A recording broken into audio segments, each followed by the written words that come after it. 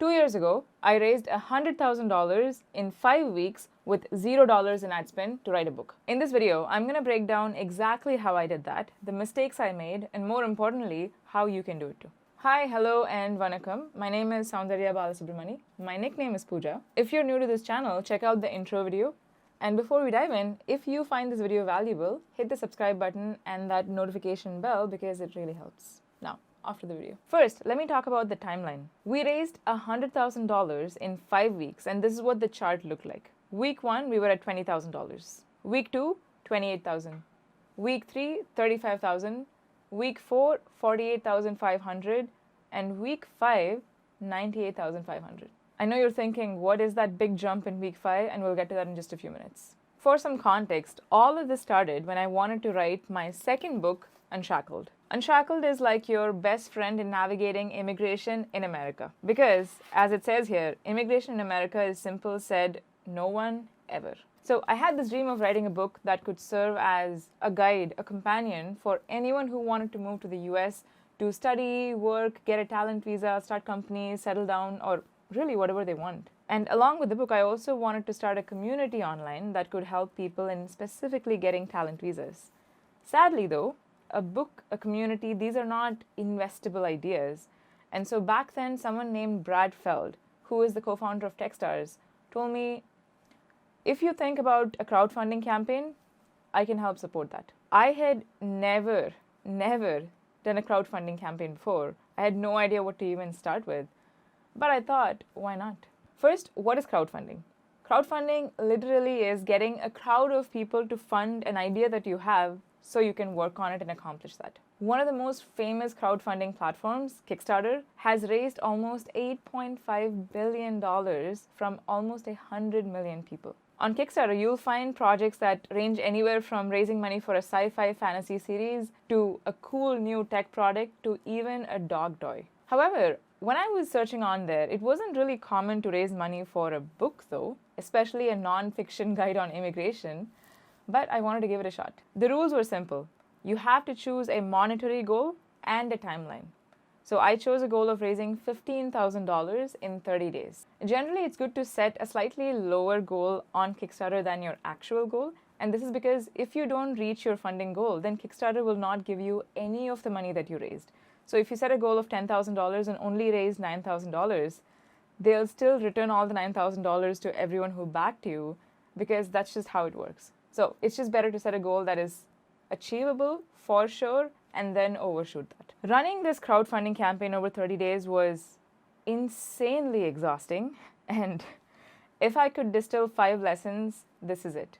Lesson 1, the work actually begins 6 weeks earlier. Even though my campaign on Kickstarter started on October 11, 2022, the real work to prep for the campaign began all the way in end of August. The very first step is to decide on a ton of marketing channels.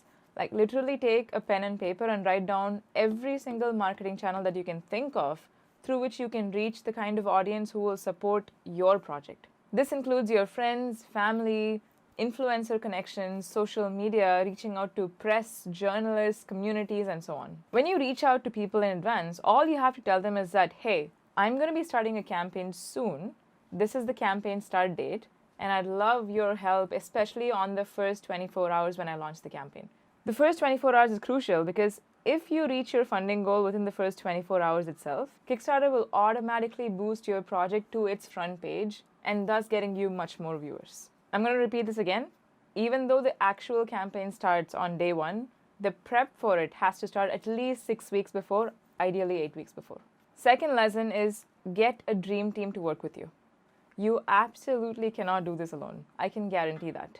I realized after raising the money that there are 4 roles that you need in your ideal dream team. The first role is an ops manager. This person is key because they're the person who will be managing all the numbers every week, keeping track of all the email outreaches, whatever money you're raising week on week, managing the responses, tracking analytics, all of that. So have someone whose job is just doing that and can give you a weekly report at the end of each week. Second is you need an industry expert in your field. This is someone who has a lot of connections in the field that you're trying to raise money in.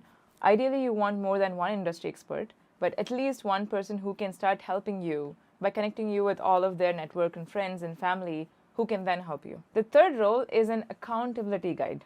This may sound a bit too much, but hear me out. You only get 4 weeks to raise the money. Generally, most campaigns are 30 days, 4 weeks, not more than that. So in those 4 weeks, you want to keep making progress week on week. And it can be easy to get distracted because there's so much going on. And so I had someone whose entire job was just to get on a call with me at the end of each week and ask me a certain set of questions to see if I'm on track to reach the goal. And finally, the fourth role is that of a designer or a video editor, because you're going to need a lot of assets created to share on social media, in emails, with your friends, family, WhatsApp groups, and so on.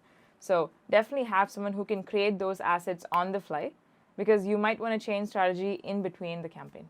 Third lesson I learned running this campaign is the 80-20 rule. You might have come across this principle called the Pareto principle.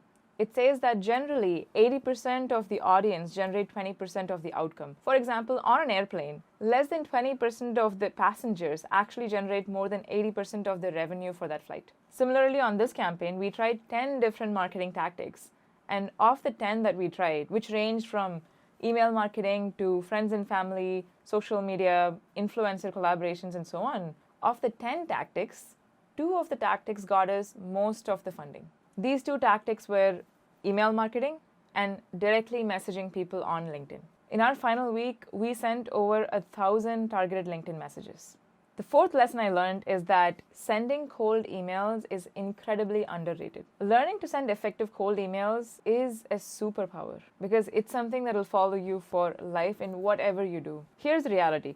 Less than 3% of people that you email will actually respond to you, but the other 97% still at least know that there is a project like this that exists out there and you're on their radar. Because you have to remember that this campaign is not just about raising money. I would say more than raising money, it's about raising awareness for this cause that you're working towards. So spend some time writing highly targeted cold emails, which are sent to people who actually might care about what you're doing. For example, in my case, I knew that immigration is something that a lot of immigrant founders care about. People who have already built companies in America who are immigrants themselves. So I just made a list of 100 immigrant founders I could find on LinkedIn and from other places and sent an email to all of them saying that, hey, there's this project that I'm working on. It could really help immigrant founders. Would love your support. And the last lesson I learned is the 50-50 rule. We discovered that about 50% of the funding we raised came from just the first 2 days and the last 2 days of the campaign. So in the first 2 days, I raised $15,000. And in the last 2 days, I raised about $14,000.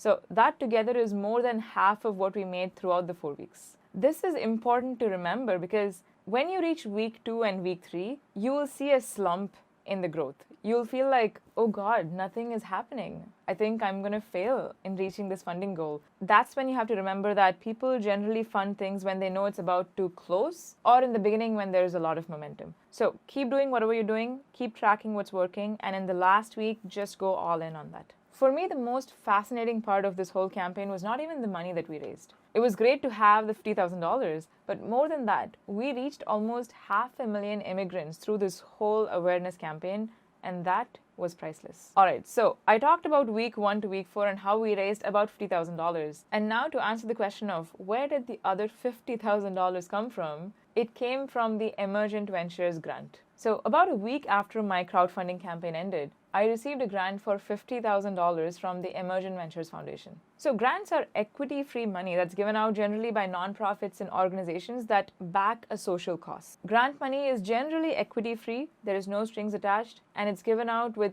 just one condition that you send a progress report every year based on how the project is going on. And some foundations don't even ask for that. In my case, the grant timeline was as follows. End of September 2022, a friend of mine told me that there is this grant called Emergent Ventures and you should apply for it. I applied for the grant within the next 24 hours. And then for a month, nothing. Radio silence, crickets. I didn't get any response back. So I thought probably I didn't get the grant. Still, I waited for a month. And then I hear back at the end of October saying that they're setting up an interview. They set up the interview, and then the interview gets canceled, and it gets moved to another date. So by this time, I'm thinking there is no way I'm going to get this grant. And then against all odds, I have the interview. It goes really well. And they inform me that I got the $50,000 grant. That was a crazy, crazy 1 month for me. And the 3 lessons I learned is this. First, please don't discount grants. A lot of founders that I meet who are working on very important ideas don't even think about grants because they think there is no chance I'll get it. But I highly recommend at least giving it a shot because it's going to cost you maybe 5-10 hours. But it could get you tens of thousands of dollars. So find the grants that are relevant to your cause. I spent more than 20 hours that year trying to find grants that are relevant to immigration specifically. And as a small gift for you, I made a database of 30 such grants, which you can find in the description below. The second lesson is to apply through a recommendation wherever you can. In the case of the EB grant, I asked my friend if he could send a short recommendation from his side saying that he knows me and that he's seen my work before. I don't know if that helped, but I'd like to think it did. So if you're going to apply for a grant, try to see if you can find other grantees from that foundation who've gotten it before and reach out to them asking if they'd be open to recommending you after getting to know about your project. And finally, keep sending them updates. So I didn't hear from EV for a month, but in those 4 weeks, I kept sending them updates on my crowdfunding campaign saying that, hey, end of week 1, we did this much. End of week 2, we did this much. Because I wanted them to know that I'm fully committed to doing this, that I am 100% invested in this project. So my mentor said, just keep sending them updates until they tell you that you did not get selected. And I'd like to think that really helped. Today, it's been 2 years since I raised $100,000. In the last 2 years, I managed to publish the book Unshackled, co-authored by an immigration lawyer, and it has been read by several thousand immigrants. I've also launched an online community for specifically talent visa aspirants who want to get O1, EB-1, NIW visas, and that has grown to 750 plus lifetime members. And we've also done really cool things like a book tour, a book launch event, courses, and so on. If you're just starting out in your journey, and that journey could be to write a book, could be to start a community, build a mobile app, build a cool tech product, whatever it is, check out crowdfunding. As I said, more than the money, for me, the biggest takeaway from that whole campaign was that it created awareness for this cause. So if you enjoyed that video, then you might like my newsletter, curiousmaverick.com. Check it out. Every week you get stories of mavericks who did the impossible, actionable tips to grow your professional career, and surprise gifts. And before you go, do hit the subscribe button and the notification bell. It really helps. Until next time, take care.